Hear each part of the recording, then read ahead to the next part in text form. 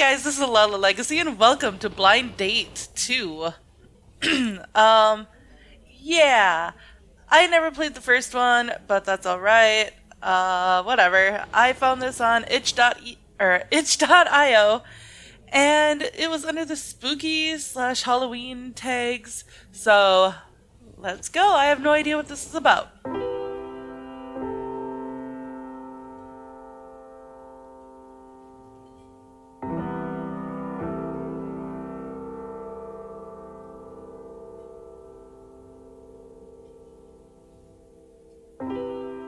You check your phone. She's 10 minutes late. You're not sure what to do, and discomfort starts to settle in your stomach. Let's see. Sit still, wait patiently, take a sip of water, shift uncomfortably, and adjust your collar. Let's take a sip of water. You sip your water. It's warm. Continue. Mysterious woman. Oh, her eyes are red, and she's so sultry. So are these ladies up here, though. Hey, I'm so sorry I'm late. My car's in the shop and I had to take the tram here. I understand it happens to the best of us. I'm sorry, I probably should have come to pick you up.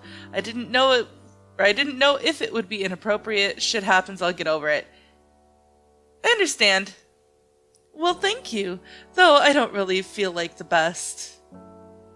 So, I'm Karen. I know your friend Rebecca. What's your name? Let's just say I'm Will. Oh, cute name. Tell me, what do you do?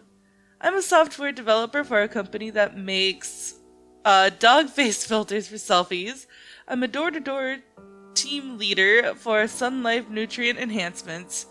I used to work in mobile apps, but now I've started trading crypto instead. Me? I push papers for the man. Clock in and out, hour lunch break, 9 to 5. Kill me. I'm gonna say that.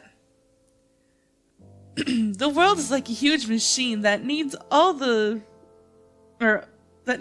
cogs and gears inside to function.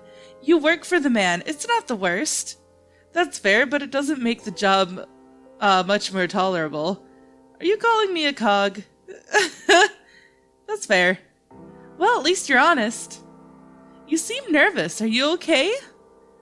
I'll admit, I am just a little bit. It's been a very long time since I've been out. Longer still since I've been on a date. Let's see, I was at first, but I feel a little bit better now. Not particularly. Yeah, I was at first. That's good. I try not to be too intimidating. So, where are you from? From womb to tomb, living in this city my whole life.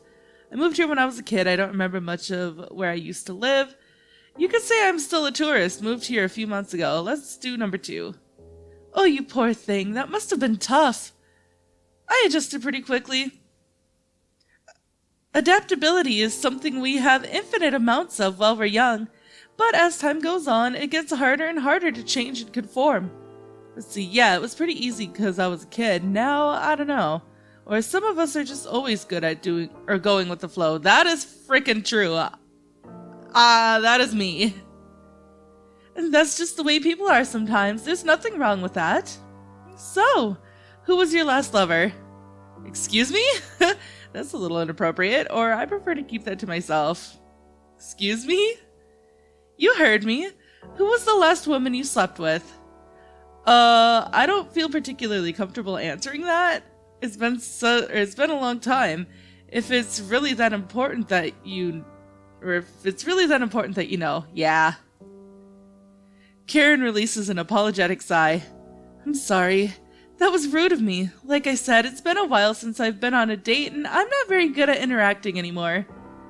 Laughs nervously. I understand. I've been out of commission for a while, too. Or, yeah, sure. Let's do one. Thank you. I really appreciate you taking me out. This is a very nice restaurant. I was reading the reviews on the way over. See, the view is really cool, isn't it? Or this place was really the only place I could find that wasn't full on a night like this. I'll do number 1. That's so sweet. I'm surprised you haven't been on a date before. So, how's Cassandra doing? Who? Do you seriously not know or not remember your own mother's name? I do, but you're starting to freak me out. No, wait. The question is actually, how do you know her name? I'm getting wafts of a serial killer vibe over here. Oh gosh. No, I'm good. I'm gonna do number 2. Karen pauses for a moment. Had you not mentioned her before? No, I hadn't. Karen glances upward, thinking, I am so sorry. My friend at work mentioned her. Apparently she used to work for the company, and I thought you'd said it. I suppose that makes sense. It's no big deal. Weird coincidence. Yeah, really weird. Why are you here? Well, I've been trying to have a nice date.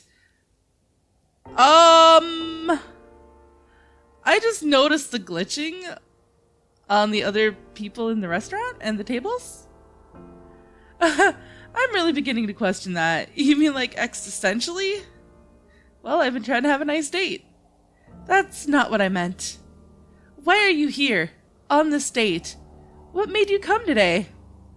Why are you doing all this? Okay, seriously, what's your problem? I'm honestly at a loss for words. And the music stopped.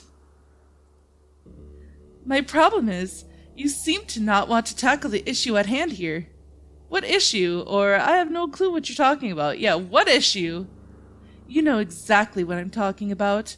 Your loneliness, that crippling, aching hole in your heart that eats at you every day of your miserable existence. You've been living alone for 3 years now. Such a long time. I could see you shaking all the way from the entrance. Did you really think someone would actually want to come and meet you? Please stop. You will always be alone, no matter what you try and do about it. Do you really think anybody could ever reasonably love you? I don't deserve to be treated like this. But you do. You have nothing to value, or you have nothing of value to offer to anyone. And the only way anyone would love you is if they treat you like I'm treating you now. You're a pile of human garbage, a reject, thrown out and cast aside as you rightfully should be. You hate yourself and hurt everyone around you, and yet you feel like you're owed the right to be lonely. Shut up. You've been dead inside for years, maybe even your whole life. I've seen you eyeing up the pills in your medicine cabinet, and every time your cowardice wins out. I need to get the fuck out of here. Ugh. Oh gosh, now I see why it's under the spooky tag. What you need is to realize just how insignificant you are in the grand scheme of your own life. How feebly your voice resonates. You're fucking insane. No more insane than you are.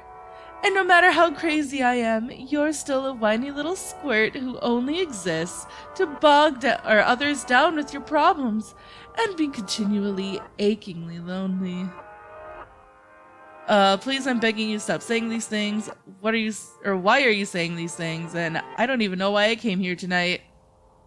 I'm sorry. I know I sound angry, and I am. But it's not because I hate you. I just hate looking into your eyes and only seeing pain day in and day out. You're hollow. You're on a blind date. You should be happy to be here, to be talking to me, and yet you look so hollow.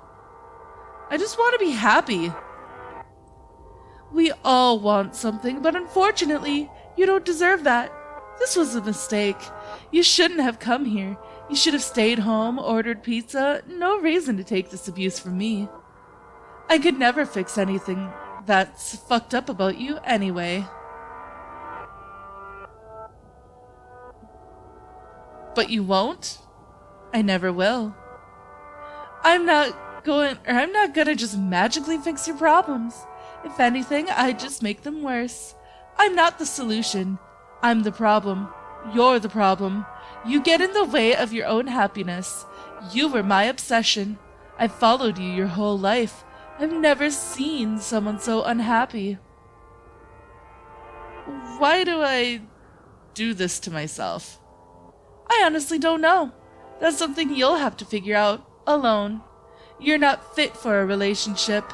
You you shouldn't have to rely on a blind date to be here. You should be able to meet people on your own. You shouldn't have come here. God, you're a mess. None of this should have happened. I'd say I've made things worse, but you were already a mental wreck before you walked in here. Why would you know that? It hardly matters.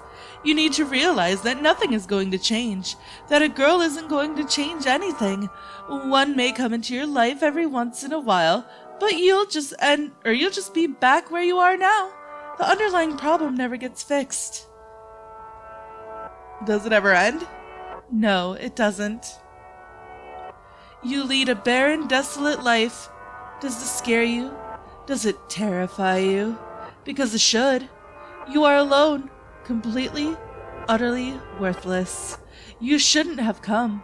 Your life is just going to be one endless stream of misery that only ends in your inevitable death. Faced with all this, with your loneliness, with this abuse, what are you going to do? I'm going to stay.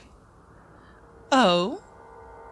What you're saying isn't anything I haven't told myself 1,000 times. I want to help you. I want you to recognize this horrible thing you are. Didn't anyone ever tell you that tough love never works? Or, sure, yeah, I recognize it. Yeah. If you don't mind my boldness, then tell me, what do you dislike the most about yourself?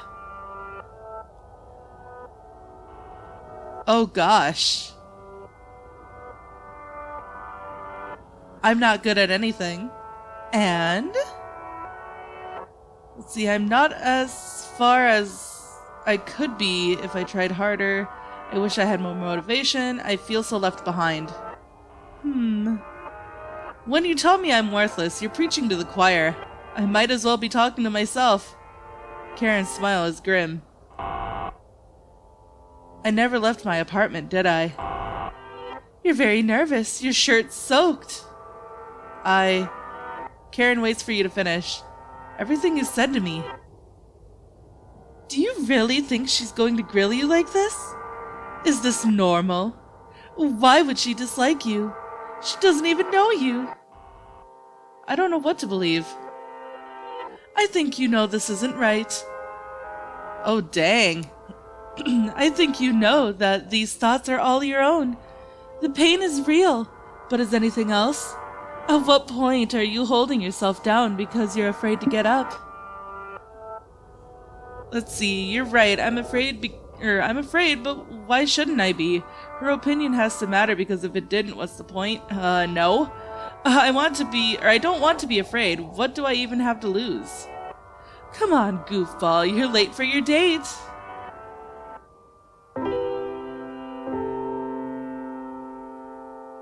Okay. That was actually pretty interesting. It had a lot to do with self-image, depression, obviously, anxiety, possibly even a little bit of PTSD, maybe a little bit of schizophrenia. Yeah, that had a lot to do with mental illness.